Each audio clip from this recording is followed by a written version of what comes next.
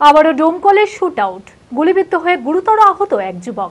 ঘটনাটি ঘটেছে ডোমকল থানার মুরালিপুর দামুশের ধার এলাকায়। আহত যুবকের নাম কালু হালদার। জানা যায় 9 থেকে 10 জন দুষ্কৃতী ওই যুবককে ঘিরে ধরে পরপর 3 রাউন্ড গুলি করে। গুরুতর আহত অবস্থায় উদ্ধার করে ডোমকল মহকুমা হাসপাতালে ভর্তি করা হয়। দুষ্কৃতীদের খোঁজে পুলিশ তল্লাশি শুরু করেছে। মানসিক স্বাস্থ্যের জন্য সবার আগে যে নামটি মনে ভেসে ওঠে, সুস্থ মনের ঠিকানা মনোবীক্ষণ। যোগাযোগ নাম্বার 7477799516।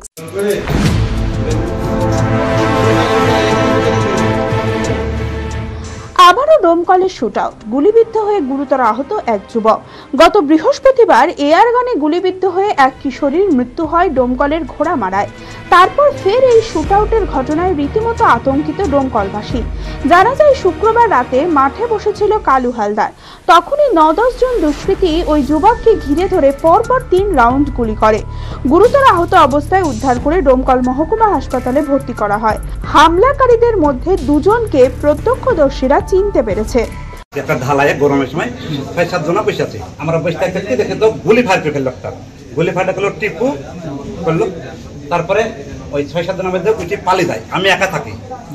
যে সালাম খানা বলছে, ওই সালাম আমার হাতে, আমি গাড়ি নিয়ে চলে আসে। তো আমরা যাই, গাড়ি লিদাস নি। তা নাম মনে হয় তোর গাড়ি না, তোর বাপের গাড়ি না, তো আমার গাড়ি। আমাকে ছেড়ে দিল। ছাড়ার পর আবার আরেকটা গুলি করলো। 3 রাউন্ড গুলি হয়েছে। গুলিটা কে করেছে? টিপু সালাম। কিসের কারণে? এমনি আজকে কোনো ঝামেলা নাই, গন্ডগোল নাই, কিচ্ছু নাই। এমনি গুলিটা হাতে লেগেছে। কটা গুলি ফায়ার হয়েছে? 3টি গুলি।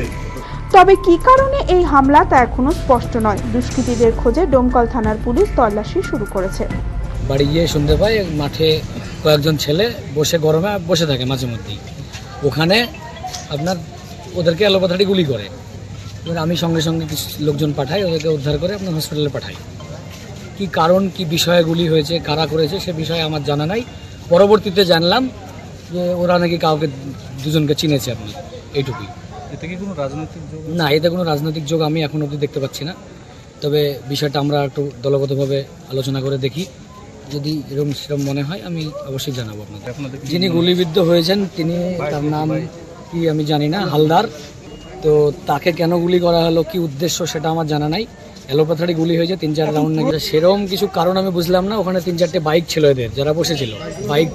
বাইকগুলো আপনার ভাঙচুর করে। একজনের কাছ থেকে মোবাইল কেড়ে নেয় শুনলাম ওদের মুখে। এবার মোবাইলটা যারা কেড়ে নেয় তাকে চিনতে পারে।